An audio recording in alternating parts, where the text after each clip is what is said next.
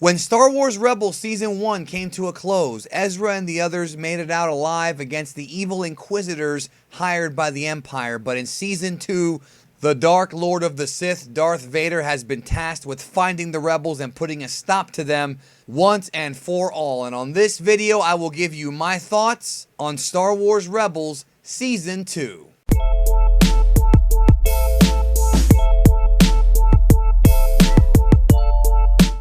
If you have yet to see my review for Star Wars Rebels Season 1, I'm going to leave a link to that down in the description. But let's talk about Season 2 of Star Wars Rebels. Season 2 had a lot going for it in that there were more episodes, which allowed the writing team to further expound upon these characters, further let us get to know these characters, and also bring in some characters from not just the Star Wars films, but also the Clone War. And they definitely did that from the beginning with the season premiere. The Siege of Lothal episode I thought was very well done because they established not only Vader as being a much more serious threat than the Inquisitor from Season 1, but also we brought back Ahsoka Tano, who was Anakin Skywalker's apprentice in the Clone War, and there's a really incredible, epic scene where Ahsoka, using the Force, discovered the horrible truth of the fate of her former master, which would actually wind up being a very interesting story arc that would continue throughout the season, building up to the big finale where she actually would go one-on-one with Darth Vader, and many revelations and shocking surprises were had by all. Then the series would continue with the next episode, The Lost Commanders, where the team would run into the former clone trooper Rex, whom you may remember from the Clone War TV show, who is now semi-retired but gets pulled back into the fight due to his dislike of the Empire and, of course, his love of the Rebellion. Now, this episode, I think, did a fantastic job for a lot of people who may have thought that the prequel films made the clones all like lifeless, kind of soulless characters. And even though the Clone War series did do a really good job of showing us that these clones were all individuals, I felt it was even more powerful here at Rebels because the time frame of Rebels is after the clones have already been decommissioned and already have outlived their usage. So now we get a view of the clones after the war and how the clones that survived deal with what they've done or what they didn't do during the Clone War and the ultimate betrayal of the Jedi, which leads to a really great subplot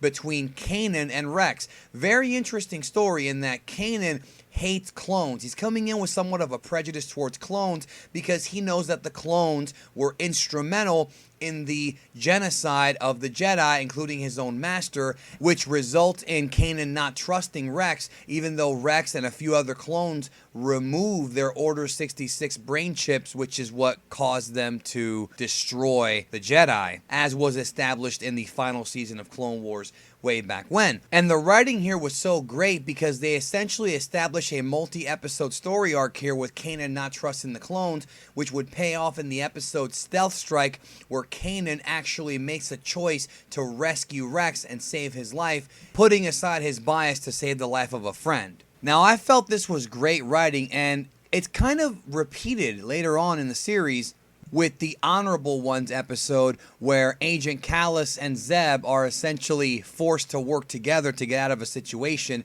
and they have to put aside their biases. It's still good writing, even though in some ways it carries the same story beats. But one thing I did notice about Season 2 is that they definitely tried to make the other members of the Ghost more relevant. With Season 1, the story of Kanan and the story of Ezra was really the most interesting stuff. And in this season, they really tried to give Zeb a lot of backstory, a lot of history. And the same thing goes for Sabine and Hera, but to me, they didn't really click as well as I wanted them to.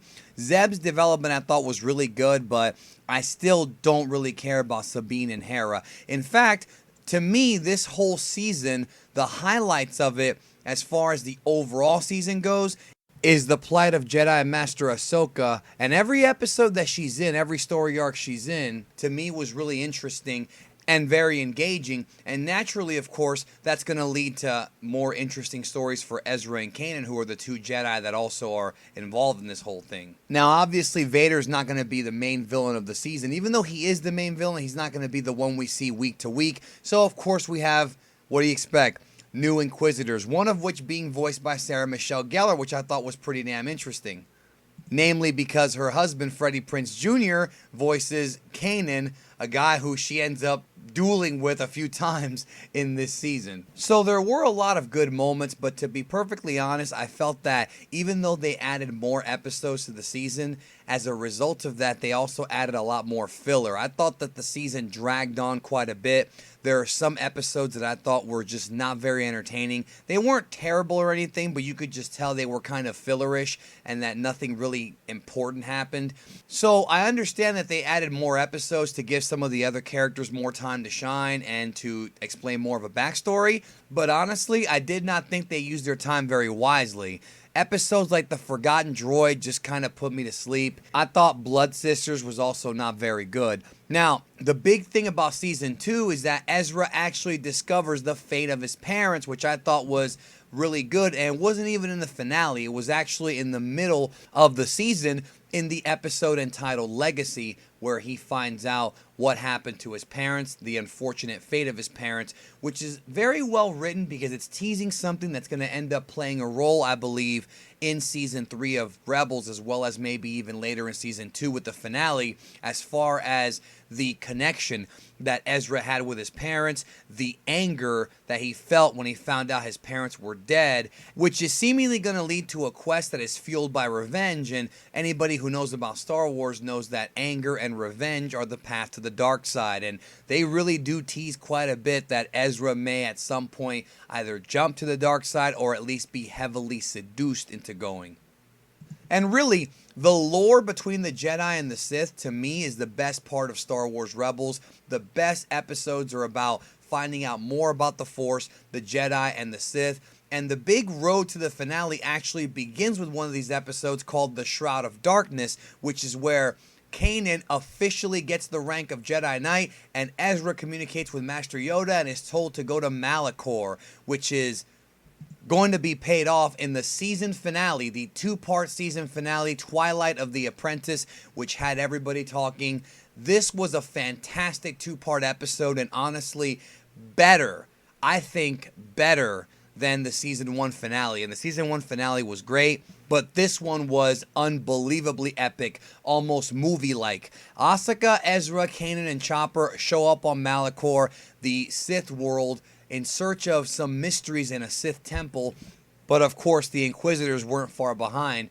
This, of course, would lead to the crew getting split up and Ezra encountering somebody else in that temple, Star Wars fan favorite, the former Darth Maul. And this episode was so entertaining because they really are teasing the balance between light and dark, as Darth Maul starts to teach Ezra that anger can actually be a very powerful weapon with the dark side, which goes directly against the teachings of Kanan. So here we have a situation where, much like Anakin, we have Ezra struggling to kind of find himself, struggling to balance his own self with the Force, and having two different sides pull him in two different directions. Darth Maul, the dark side, the easy path, is pulling him one way, but being a Jedi and being peaceful and understanding and being focused is Kanan the other way. But what I loved about it is that Maul isn't really a villain. Maul's kind of an anti-hero. Those of you who saw Clone War, you know that Maul has no love lost for Emperor Palpatine and seeks revenge.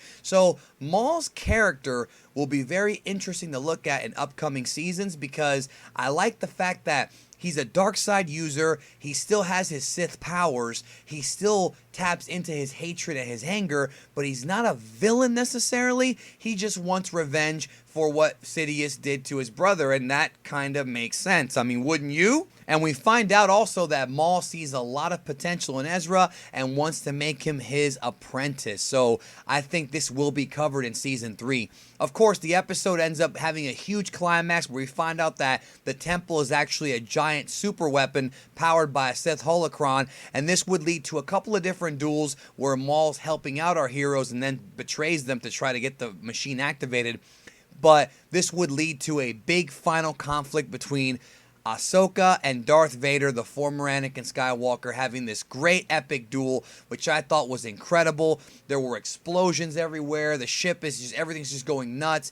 And we're left with a little bit of a semi-cliffhanger ending. As of right now, we don't know where Ahsoka, Maul, or Vader are going to end up. Ezra has the Sith holocron. He finally opens it to cliffhanger the season.